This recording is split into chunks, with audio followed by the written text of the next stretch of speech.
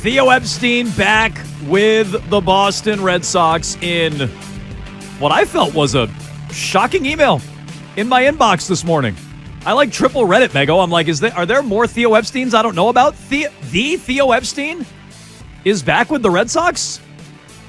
Shocking. I was flabbergasted. Flabbergasted. I was. I mean, meanwhile, I don't want to throw around the L word like Sam Kennedy did, but when you're accusing people of being liars and then saying Theo's not going to be back, next thing you know, Theo's back. Henry Rollins. Liar. So he's back in Boston. I get the email today. Theo Epstein to join FSG ownership, appointed senior advisor. Fenway Sports Group, FSG, a global sports marketing, media, entertainment, and real estate company. Don't forget the real estate, Fenway Corners. Today announced that Theo, a three-time World Series champ, will be joining FSG's ownership group, subject to customary league approvals, and has been appointed the role of senior advisor to the company, which owns the Boston Red Sox, Liverpool FC, the Pittsburgh Penguins, RFK Racing, and Boston Common Golf. In this strategic position, Epstein will advise FSG owners John Henry, Tom Werner, Mike Gordon, and Sam Kennedy on the company's sporting operations across the portfolio and consult on strategic growth and investment initiatives. We can get into some quotes and things here, but I'm excited about that. Like, for the first time in a while, I'm excited about something the Red Sox are doing. And he makes it clear, in my role, I will not be making decisions. I'm going to be the one asking questions and offering opinions and building trust and blah, blah, blah. Are the questions like, why aren't you going and getting a major league pitcher? Why are you so cheap? Why don't you like your baseball team anymore? Hopefully those are the questions that get asked. And I think Theo, I would agree with John Tomazvi. He's been tweeting about this. He wrote about this. How do you feel about Told You You Suck? At NBC Sports Boston. I agree with Tomazvi. Like, he has a chance to break through. He has a chance to get a hold of John Henry and shake him awake.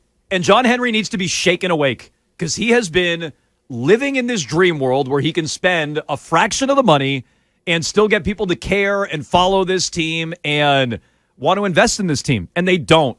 Maybe Cubs fans do and Mets fans do and everybody, not Red Sox fans. Dodgers fans will, as we learned last year, not Red Sox fans. So how do you shake him awake? How do you get his attention? Hopefully it's Theo. I've been begging for this for like 5 years. I've wanted him to come back. I assumed in a GM role, but I've been begging for Theo to come back. So I'm legitimately excited. It's the first time I've liked something the Red Sox have done, and I don't even know how long. I'd say I'm cautiously optimistic that this is Fenway Sports Group waving like a small white flag to everybody that they most recently have been calling liars and acknowledging that they don't really understand the market at this time, that they've drastically underestimated what it took to get Yamamoto. Maybe they're starting to worry that they're also overestimating this young core that they think that they're going to build the next generation, the next era of championships on. And so maybe this is the first step in reaching out to Theo and bringing him back into the family to say, you know what, we thought that doing it this way was the right way to rebuild and get ourselves back to where we've been. And maybe it was the smart business way because you saw what the Diamondbacks did and what the Nats did. But actually, it seems like it's really not working for us and we need a big baseball brain in the room. And so we're going to him. We're bringing him back in. And so for that reason, I'm cautiously optimistic. I would just say, like, I also think a big part of it is that I don't see Theo as a chump. And I don't see him as somebody who's going to be used as a pawn. And so if you think it's just a PR move, Theo Epstein's only 50 years old. He's far from a point in his career where I think he'd want to sit there and just be a figurehead. But maybe I'm misreading it myself. Yeah, look, you can never rule out PR with the Red Sox. And I know Arcam wants to go there, so we'll let him scratch that itch in a moment. But Theo's been successful everywhere he's gone. Everywhere he's been. He won multiple World Series with the Red Sox. He won a World Series with the Cubs. He's helped to fix baseball the last few years in the commissioner's office. Adding a pitch clock, bigger bases, encouraging more action on the baseball field. Like, I think all those things have helped. I think Theo's been successful in everything he's done. So could it be PR? Could it be spin? Could it just be the Red Sox know they're down so bad that they need some positive press? Sure. But I don't get why that's a bad thing. And I hope that Theo can get John Henry's ear because Sam Kennedy can't. And Tom Werner can't or doesn't want to.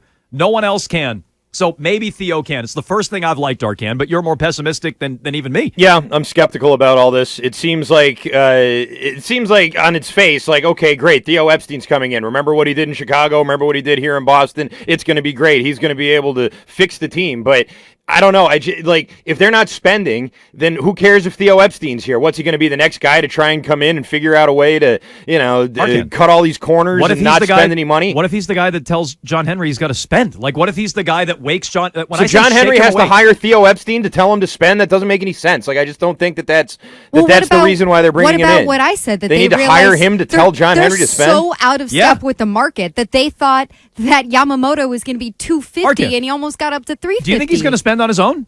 No. Okay. I don't think Theo Epstein's going to convince him either. I don't think you hire somebody to tell you to do something that you don't want to do if you don't want to do it. He's still the owner of the team. Okay, but what about Theo Epstein back in the day accusing them of just wanting to, feed the machine? And so maybe Theo Epstein was an employee back then. Now he's a part owner. I'm saying maybe they're looking for his perspective of how do we do this the smart way? Because we thought we were doing it the smart way, the way that we saw other franchises doing it, and we weren't having success. Yeah, now this is a different way. Now look, Theo, and Tomasi writes about this, the irony is Theo was the one that was fighting the monster back then, feeding the monster. Sorry. That's what we used to say in lifting in college, is feed the machine. So, Tomasi highlights a bunch of examples, Arcand, of Theo persuading John Henry. So don't say he won't listen to him. Kurt Schilling, Daisuke Matsuzaka, Carl Crawford. Not all of those worked, but those were Henry getting out of his comfort zone and overspending. So there's a case to be made that Theo can get his ear. It might be PR. I'm not ruling out that it's PR. And the Red Sox, at bare minimum, are getting a PR bump, and that's good for them in the meantime. If that's all it is, we'll call it. If they don't change their ways, we'll call it. But I have hope this will get the Red Sox to change their ways. I'm with Mego. I hope it does too. Don't get me wrong. I don't think that Theo comes on board and leaves a successful role in the commissioner's office, or maybe he's on track to be the next commissioner, and maybe he's on track to be the next owner here, which is a whole other thing. Maybe he's the one that's going to shove John Henry out the door. Forget shaking him awake. Maybe he's the one who will replace John Henry with this franchise, which would be great. Yeah, that is a little bit of wish casting from you. I don't think so.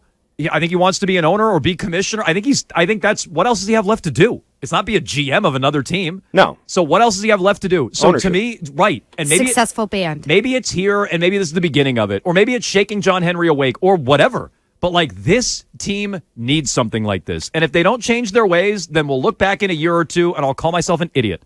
But at least they're bringing back someone who I don't think would come here just as a figurehead, as Mego said, or leave a successful role in the commissioner's office to just be John Henry's prop. Maybe not, but he also is already an operating partner for this private equity group that has a stake in Fenway Sports Group to begin with. So it's not like he was a million miles away and they never had his ear and they never had, he never had any sort of say in anything. Like, he was part of a group that is staked in this company. So he was around. He's been around. I would love it if they started doing things the way they used to. I really would. But they've had 5-6 years since Dombrowski left to make an effort to do that. And I don't see any sort of need. I don't see any urgency. I don't see any desire. And by the way, this is the only move they've made all offseason. They haven't signed any players. Like, this doesn't, Good. Until they start actually doing something and upgrading the team, then bringing Theo Epstein in as the latest guy to put lipstick on this pig is just not impressive to me. You're just in love with Epstein from 2004. I am. But he's been successful everywhere he's gone.